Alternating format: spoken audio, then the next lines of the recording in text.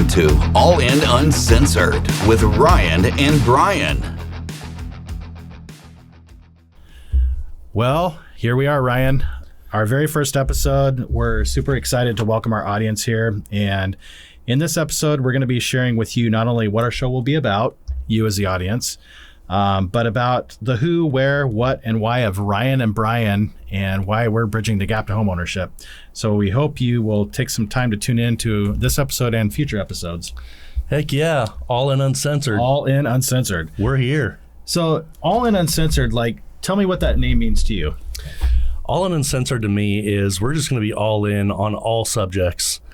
We have a tagline of bridging the gap to home ownership, but the All In Uncensored to me is just going to be, we're talking about everything. We're going to talk about home ownership. We're going to talk about a little bit about mortgages. We know that's boring. Yeah, that gets, super exciting.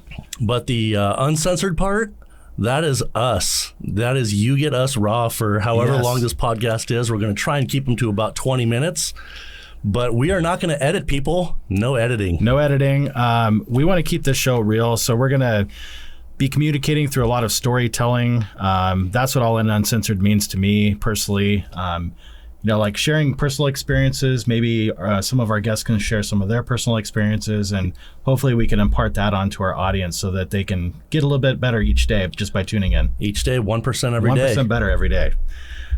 So some of the guests who are some of the guests that our audience should expect on this show? I know I'm excited.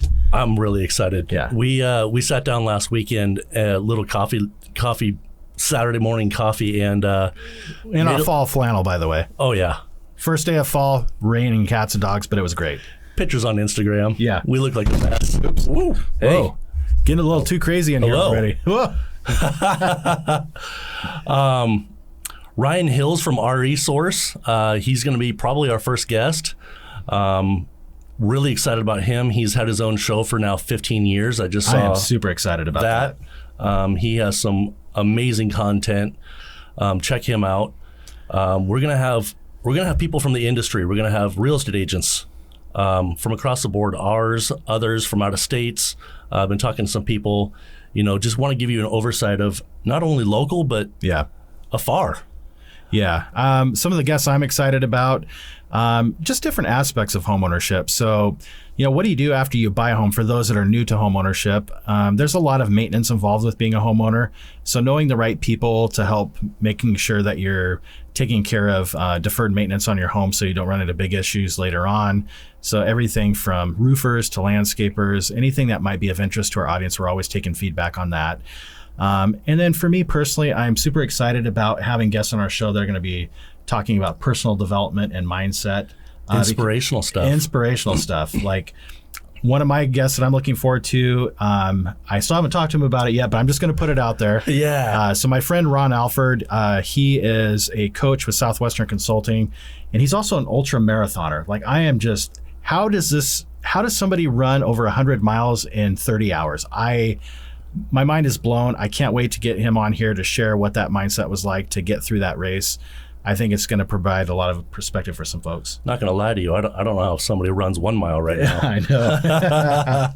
So yeah, we're definitely looking forward to that. So the content, what content are you looking forward to getting out to our audience so we can empower them, aside from just stuff about homeownership? Again, like you said, the content I'm mostly looking forward to is not really the homeownership stuff. It's having people on that are the best in their craft. Like one of the people I'm super excited about that he said will come on is Walter Jones. Oh my gosh. As a Seahawks fan, I am so tickled that he's coming on our show. This is going to be fantastic. And, we just want to talk to him about mindset, and I haven't talked to him about this, but we want to talk to him about, what the mindset was growing up and getting through, everything that he had to sacrifice to get to the top and be a Hall of Famer. Yeah. I'm sure he had to give up, probably he didn't binge a lot of Netflix. He probably, had a lot of different priorities than most folks to get to where he's at. And I'm looking forward to learning more about that and how we can apply it to our business even. Oh, absolutely. Yeah.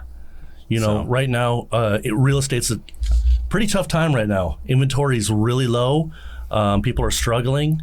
You know, in our personal business as loan officers, over 50% of loan officers nationally are out of the business, and that number is only growing every day. Yep, and we expect a lot of people to non-renew this year coming into next year. So, I mean, we're in historical times as far as the lending and real estate industry go, and I'm honestly just happy to be along for the ride, and this is exciting for us now.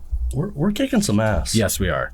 We're not doing too shabby. Right. Have some exciting things coming. Yeah. I mean, again, like what we want our audience to know is less than 10% of our content will be mortgage related, because that's just, unless you're really nerded out on like loan programs and stuff. I mean, it's kind of a boring topic, but we will have reference points to our business website with tutorial videos to give all the information you could possibly ever want about loans, loan programs, etc. So we've got that.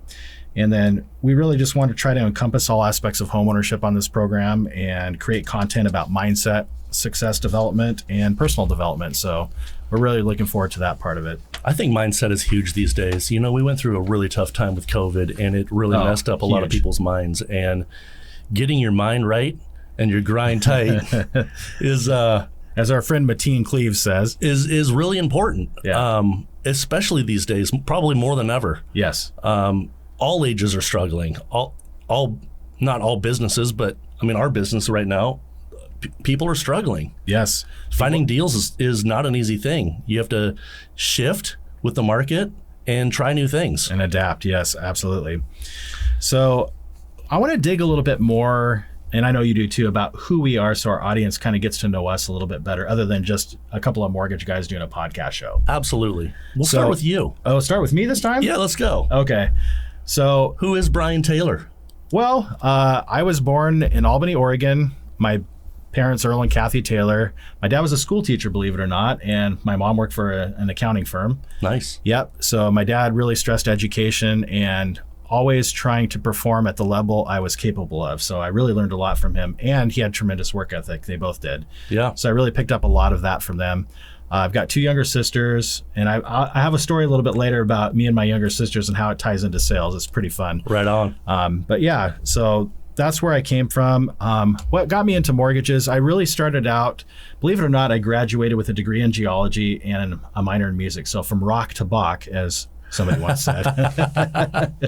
But yeah, I did that career. I was working in civil engineering, working on school projects and stuff like that, and housing developments. But I started reading wealth building books like Robert Kiyosaki and some of these others. And that's going to come into mine also. Yeah, and I was really drawn to real estate as a wealth building vehicle. And so initially in the early 2000s, I got licensed as a real estate agent, believe it or not. Did that for a few years, part-time on the side, got to learn the business, and then realized I was really math oriented and had a knack for numbers. So then I shifted over into the finance side of things and ended up taking a big leap, leaving my geology job behind and going full bore into lending, which at that time, as you know, pre-2008, there was some crazy stuff going on in the lending world. And it was really hard because it was just a wacky time. And if you had we have another and show a 580 about that. Score, you're getting a loan. And it wasn't right. And that's why we got in the problems we had. Yeah. And I mean, we'll have another show about, I've got a really great story about that there's no greater form of communication than storytelling. So we have a lot of stories about our experiences early on in the mortgage industry, which is going to be cool. Yeah. So yeah, I mean, I guess the other thing I want to talk about is what I want people to know about me and my approach to my business. I had a friend once tell me, whatever it is that you do, if you lead with a servant's heart, you'll never go wrong. And I'm thinking, okay, this guy's getting biblical on me. Like, oh no, is he going to invite me to like some prayer group or something? But that wasn't the case. Like, all that aside, what he really meant was, if you do right by others every day and you try to help them be better and get into a better position than before you met them, then you're doing your job. Don't chase the money. If you just chase helping people and being a servant leader, the money will come. The money will come. And that's how I've operated my business since I got relicensed in the industry from day one. And it's served me well, honestly. Yeah, I think that's awesome. Yep. Now, what about you? Tell me about you, Ryan. Ryan Buys. What do you want the audience to know? Born in Seattle, Washington. Lived in Seattle for my whole youth, all the way until I was 18 years old. did a lot of things. I was an outdoors guy. I played pretty much every sport I possibly could. What was your favorite sport? My favorite sport growing up was basketball, and then it transitioned into wakeboarding, and I got really good at wakeboarding, and started doing tournaments around just kind of local around the state. Holy crap, that's awesome. I had a couple sponsorships, and I was riding 5 or 6 days a week in Washington State, and if you know what that's like, it's not fun in the winter. But I have pictures of us launching the boat in the snow. Oh, jeez. And we're out there in our dry suits, all bundled up, and we'd get after it, and we had a lot of fun. Those were some awesome, man. really, really fun, good years. I'm the oldest of 5. I've got 3 brothers and a sister. My parents still married. Hi, Mom, Dad. Yeah, mine too. Hi, Mom and Dad. Mortgage career path for me really started. I was a truck driver right out of high school. This is such a cool story, by the way. Family this business. Cool. Worked the docks for a while, drove truck for a few years. My wife was in Bible study with a lady, and I met her husband, who was a mortgage broker, and he got me into the business. And that was 2003. And honestly, I read a book just a few months earlier, and it was Robert Kiyosaki. Same book. It was just Rich Dad, Poor Dad? It was Rich Dad, Poor Dad, but it was the a cash flow mindset quadrant. change for Yeah. me that was completely different. So I was exploring. I actually wasn't exploring new things. I just had an open mind, and the opportunity was presented to me, and I was like, "Yeah, I mean, I'll try it. I'm pretty good with people. I like people. I can talk. I love numbers." Got into the business, and we had a little refi boom there. I remember my boss telling me, he goes, call everybody you know with a mortgage loan of $200,000 or more and tell them you'll do 5.25% with no fees as a refinance. I was like, bro, I don't even own a house. I don't know what that means. He goes, just get on the phone. They'll know what it means. So the first month. Trial by fire, really, for you. It was trial by fire. Yeah. I got on the phone. First month, I did 11 loans. Dude. And I was like, if you did that in this market, you'd be like top 1% in the country right now.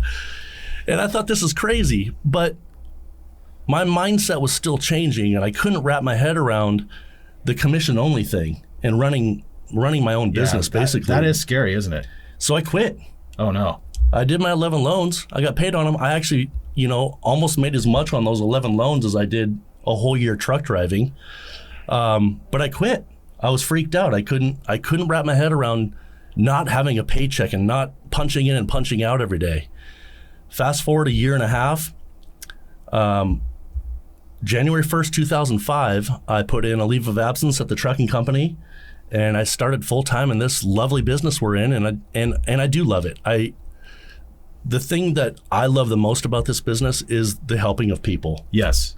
I love to help people, and to the extent of, even if I'm not going to do your loan, I'll help you go beat up another lender. That's kind of fun for me. It's ridiculous, and I don't get paid for that, but it's my love of helping people. It's is educating them. Super fun, and I do love to educate. And yes. And again, it's that mindset of putting people in a better place than before they met you, even if it doesn't mean earning a buck on it. You know what I mean? Yeah, because we all know what goes around comes around. I help them now. They're going to remember that. Maybe I get their next loan. Maybe they really like my advice and they send their family and friends to me. Yeah, maybe they refer their Uncle Bob to you, which, by the way, I have 3 Uncle Bobs. 3 Uncle Bobs? 3 Uncle Bobs, yeah. Wow. Yeah. Bob 1, Bob 2, Bob 3. Yeah, How'd you keep I don't them know straight? if anybody can match that, but I've got 3.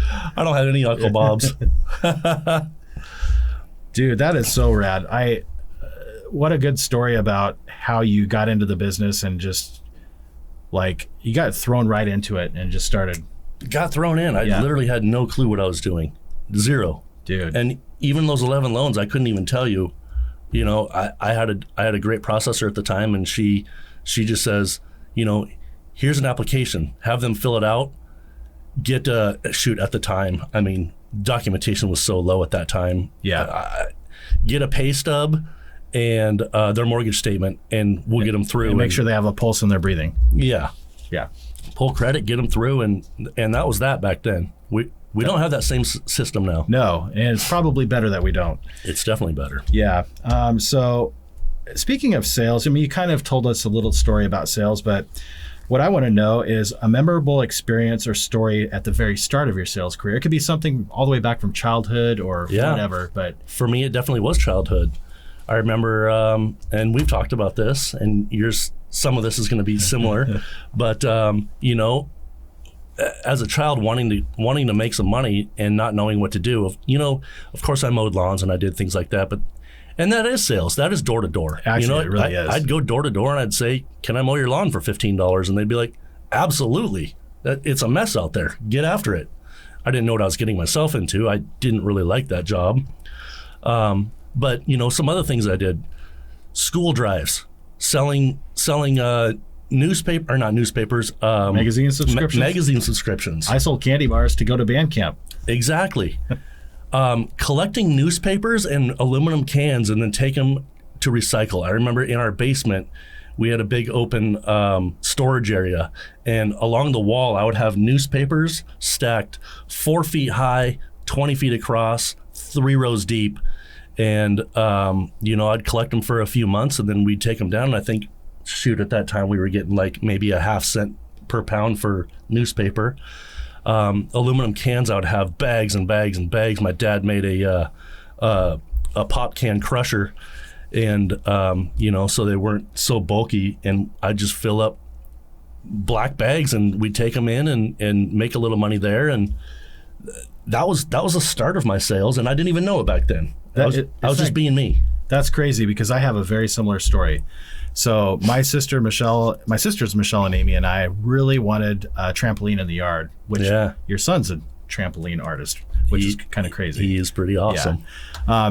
So my parents said, well, you guys have to figure out ways to earn money and we'll go halvesies on it with you. But if you can come up with half the money, we'll come up with the other half. So again, picture it just raining cats and dogs. We're taking these leaf bags and making makeshift ponchos. So my dad's cutting a hole in the corner. We're wearing them like hoods and put our arms through. And we're out there in the pouring down rain with a red radio flyer wagon. And we're going door to door, literally door to door sales, asking for newspapers. And all of our neighbors thought we were cute, so they started saving them for us. But just picture a pile 3 or 4 feet high on this radio flyer wagon. My sister Amy's like sitting on top, holding it down. My sister Michelle pushing from behind and me dragging it. I mean, we did this week in and week out until we had a ton at a time. And it was $75 a ton at our recycling plant. Yeah, I don't remember how much we were getting, but $75 a ton? I know we collected at least 2 tons because we went out there a couple of times. That's awesome. Soda cans, lemonade stands. So we had a very entrepreneurial spirit because we really wanted that dang trampoline. Yeah. And by gosh, we earned it. And that was such a great memory for me. And really, I think for me, that was like my origin story for sales. Yeah. Going around collecting newspapers with my sisters and it's door to door. Yeah, I door mean, to door. It's something I haven't done for a long time in this business, but I have done door to door sales in this business. I've gone and knocking doors, and as an adult, it's different. As a kid, you don't know any better. Yeah, you're fearless. I wish us as adults would think like that. Yeah. Like, be fearless. What are they going to say? No? Are they going to kick you after the property? So what? You didn't care as a kid. You go to the next door. And it's interesting, like all of our future episodes we're going to be doing on mindset really kind of speaks to that, like how kids are carefree and they just have the right attitude towards things. And we as adults have to unlearn all of our bad habits so that we can kind of get back in that mindset. Absolutely. To find success. That's pretty crazy. So as far as like your early sales experience with what you did, how do you think that's influenced you with your mortgage career now? What did that teach you? Well, I mean, it did teach me to, take the no's as a positive. I think that sounds funny, but the more no's you get just means the closer to a yes you are. Mm-hmm. Whether it's trying to recruit real estate agents, whether it's talking to a client and, they beat you up on rate or their Uncle Bob does loans and he has to go, he's forced to go to Uncle Bob and get a loan. You think like a kid sometimes and you don't even realize it, and you get after it and you get those no's, but you just move on. Yeah. You just have, you don't remember the no's, you just keep pushing forward. It's interesting for me. what I kind of take away from that now in my career is I don't look at the end result of what we did. Yeah, we got the trampoline. I don't remember how many newspapers we collected, how many trips to the recycling plant we made, honestly. But I do remember the joy of doing this with my sisters and the process of it. So that's really what I've taken away from it, is finding joy in the process of building a business and doing loans for people, and not necessarily looking at the end result, which is typically a paycheck or somebody getting into their home. Absolutely. Really honing in on the joy in the process. So you talked about building a business. Why don't you talk a little bit about what we're doing right now? Okay. So our business, well, first, before we talk about the business we're building, let's kind of recap where we came from and where we're at now. So why don't you tell me, so what's the difference between retail mortgage banking and wholesale mortgage banking? This is a hot topic. This is a hot topic. Well, it's a hot topic for us because I've been in the business for almost 19 years now. 18 of the 19 years I was in retail, and I didn't know any different. I was always told, being in retail, that mortgage brokers, wholesale, they can't close loans on time. I've heard that too. You don't have control of your underwriter. I've heard that too. You do. Retail, unfortunately, they just have a lot of overhead, a ton of overhead. Yep. And where that goes ultimately is to the client. Yeah.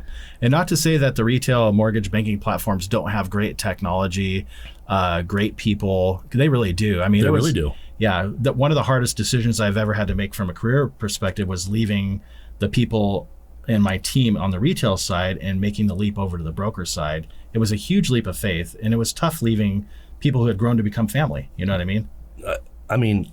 I give all my success to the team that I had around me. Yes. The things that I learned from them are priceless. Honestly, I think if you're a brand new loan officer coming in, you have to go to a place that has a team and will show you things. If you go in blind, it's not an easy job. You don't just jump in and know what you're doing. That's correct. Yeah. So it's all about the team. Yep. And we've been fortunate to have an amazing team to bring us to where we are now. Yep. So to our former team out there, we love you guys. Love you guys. Wish you the best. But getting to where wholesale is a little bit different. Yeah. The retail model, there's a lot of people that need to take a cut. And so the way that they do this is they build margins into the rate. So sometimes you'll see certain mortgage companies have higher rates than others.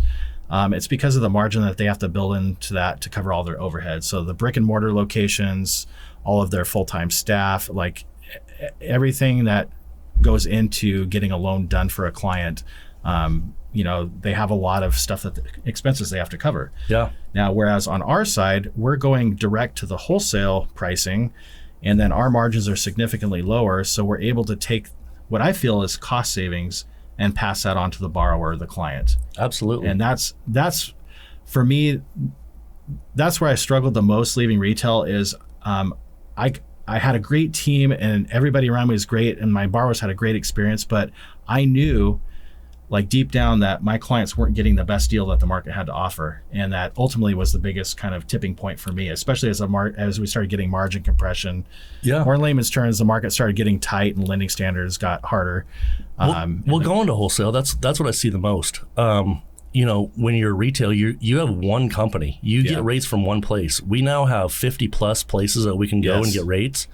And we actually see the margin compressions of individual companies. Yes. And the benefit of going other places is when one company has margin compression, another company might not. So we can shop for the client internally and get them the best deal when, if you're at a bank or retail, they just have, it's a one stop. Yep. Like it's all they have. And then to the argument that mortgage brokers don't have a technology platform. Well, I'm here to tell you, I was one of those people that thought that and believed it. And my mind was blown after I made the transition this last December over to the broker wholesale side. The fintech that's behind everything that we're doing is mind blowing. It's helped me really streamline my process and really automate a lot of things that helps me better serve my clients. When I'm having to spend less time doing task-oriented items, and I have more time to spend communicating with the client on the phone, which is your job, which is my job.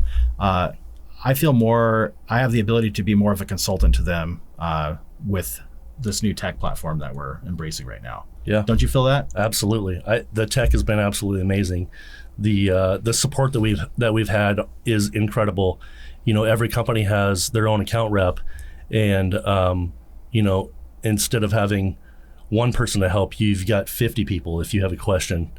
To get deals done, it's awesome. You might be on the phone, you know, trying to figure out what company's best for an individual client, because no two loans are the same. I'm sorry, like not at all. No. And that's why this is really still is a people business.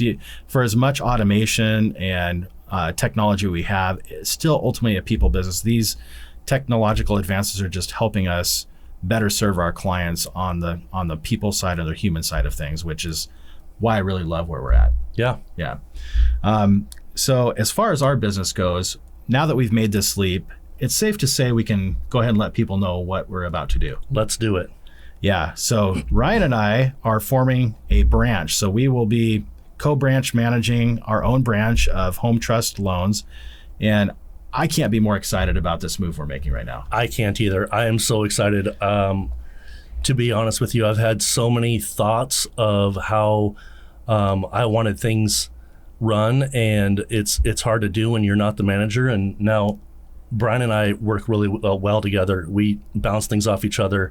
If one person doesn't like it, you know, we communicate and we talk about stuff. Yeah, and everything we collaboration. And the one word that I really want to stress here, that's on my notes that I want to talk about: transparency. Huge word. Yeah, huge word. Absolutely. Like you and I, 100% transparent. We tweak our model as we go. We bounce ideas off each other, or we give each other honest feedback. And we get that transparency with Home Trust Loans, and we get that transparency with our account execs, with our lending partners. We're in the right place. Like, we've made a move, and I couldn't be happier. I mean, I miss the people that we work with for sure. I was with basically the same group for almost 18 years, and I miss the camaraderie there. But, you know, moving forward, I'm super excited about what we have going.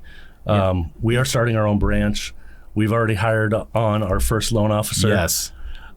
Really excited Shout about that. Shout out to Anthony Iverson. Anthony Iverson, our little millennial buddy. He jumps in and oh, he's just kicking. I'm gonna say he's kicking ass. He is kicking ass. Yeah.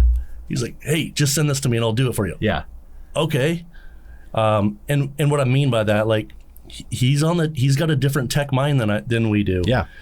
We just got a new CRM, and he just jumped in and he's like, hey, send me a list of all the agents you work with and I'll put them in for you. And I jump in and I'm like, where'd you do that? Like, I want to learn this. But I'm like, dude, like, he is so on it. And that's where I feel like our industry as a whole has kind of discounted the millennials and Gen Zers. You know, there's kind of been this weird rift between the boomers and then those younger generations. I feel like we're, in a way, bridging the gap between those two generations. We're bridging the gap. We're both Gen Xers. The other day. You what? Somebody called me a boomer the other day. What? It was Instagram. It was a comment that he made, and I was like, sorry, bro. Yeah. Not there yet. Yeah, and that's how we also feel we're bridging the gap. We believe that the millennial and Gen Z generations have a lot to offer, and we have a lot to learn from them. And Anthony's a good example of that. He's got a tech mind. He understands stuff better than Ryan and I do. So we're just going to let him go and do his thing, and we're going to support him 100%. And we're going to learn from him, and he's learning from us. Yeah. You know, some of the other side stuff, and it's we want to empower new people. Like, Anthony's our first, but we want to empower anybody that comes to work with us. Yes. We're in one of the toughest markets in the last 30 years. And honestly, in my opinion, one of the best times to become a new loan officer is right now. Absolutely. If you're with the right team and you can learn the business, and you might not make a little money starting off, but man, it's called market share. Yep. You go grab market share right now, and when this turns, be prepared to scale, and it's going to be great. It's going to be life-changing for a lot of people. Again, you know, that's my heart of wanting to help people. Not only my clients, not only my referral partners, but I want to build a branch and help our loan officers grow in themselves. Yeah, and be able to invest in passive income streams. I want them to be able to have a real estate investment portfolio. And this is right here in my notes. We're excited to empower other loan officers to grow. And these are some of the reasons why. Like, we don't, look, would it be great to be $100 million a year producer, which is just probably top 1% of loan originators in the United States, or maybe even top 0.5%. Yeah, it'd be fantastic. But even more than that, on a 12-month average, I'd like to do it just to prove to myself I can do it, but I don't want to do that every year. No, I want to be able to know how to do it. I would and then rather empower other people. Yeah, I would rather pour into my team and help them get to $5, $6, $7 million a month in loan volume. Absolutely. Yeah. And then we just help them with their growth, their production. If they need more team members to help them grow more, if they're motivated enough to do that, we're here to help all of that. Yeah. And that reminds me, one of the guests I'm also excited about is getting Sean Lee from our corporate office on our podcast. He's going to be fun. Yeah, because this guy is awesome. He is awesome. Yeah. Yeah. I can't wait. So I wanted to ask you, I put this in the notes to ask you this because I'm curious what you think. So as far as long-term vision of how we can impact the communities that we do business in, what do you see that? How do you see that playing out? Man, long-term impact is really teaching people the process and everything, and being a teacher instead of just being an order taker, being a teacher. And what I mean by that is, if you're in the loan process with me, we're going to sit down, we're going to strategize. Yep. It's not just a single transaction for me. You are a lifelong client to me. It's the same with our referral partners, whether it's a real estate 100%. agent, a CPA, a financial planner. Like, I want you as a lifelong referral partner and be a friend so we can help people. I think to me, that's my long-term vision, is to be a teacher. I love teaching people things and helping them out to help them grow and, honestly view the process different and view how they look at homeownership different. I totally agree. And the other thing too is really trying to do more in our underserved communities. Yeah. One of the things that really got me excited, and I've actually used this loan already once, is these 1% down loans for underserved communities where people's income may be at below 80% of area median, where maybe they don't make as much and can't necessarily afford as much, but we do have programs to help these people out. And so, being able to plug into what we have available and to at least get the message out there that we have, help is here. Help is here. Yeah. Yeah. And so we do everything we can to help people get into homeownership. Doesn't matter what area of the state or wherever we're licensed. It's all about helping people. And again, that goes back to, the wholesale side of things. We have 50 different companies that we can send things to. And, you were talking about the 1% down program. That's just with one company we have. That's just one company, yeah. We have multiple other companies that have their own programs to help people with home ownership, especially in this market right now we're in, where home ownership is, honestly, it's the least affordable it's ever been. Yeah. Well, we're gonna try to change that. Yes. So I've got some final thoughts here. So I think what we're both trying to do on this show is just bring a ton of fun and excitement to the show. We want to pour into you as our audience and help you guys get 1% better every day by plugging in.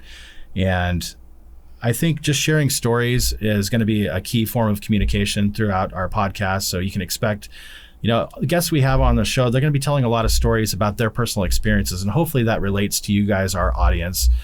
So that can maybe help you navigate some tough times in your life and put a positive spin on things. Yeah. I would say don't forget to follow us next week. Yes. We are going to dive into attitude, daily habits, developing a winning mindset. This is going to be a fun episode. We're both like, listen, guys, we are both like right at the beginning of a process of forming new daily habits, and it's hard, it's a grind, but we're going to share our struggles with you as we conquer this and really make this part of our daily habits. And we hope that as we progress throughout this journey, and we can just give updates as our podcast shows go on. Absolutely. About how it's going with some of the things that we're working on. Yeah. Yeah, it's going to be fun. I'm really excited. Yeah. Really excited. Yeah, this is going to be great. So make sure you guys subscribe to our show. We have a bunch of different platforms that our show is going to be airing on. So we've got Spotify, Apple, YouTube, iHeartRadio, Google, and we will have our own YouTube and Instagram pages too. So we're going to have maybe some shorter clips that you guys can just plug in and reference. And yeah, as we move on throughout the show, please drop comments or send us some messages of what other content you might like to see from us so that we can empower you, our audience, to be better every day. Let's go. It's another great day. It's another great day.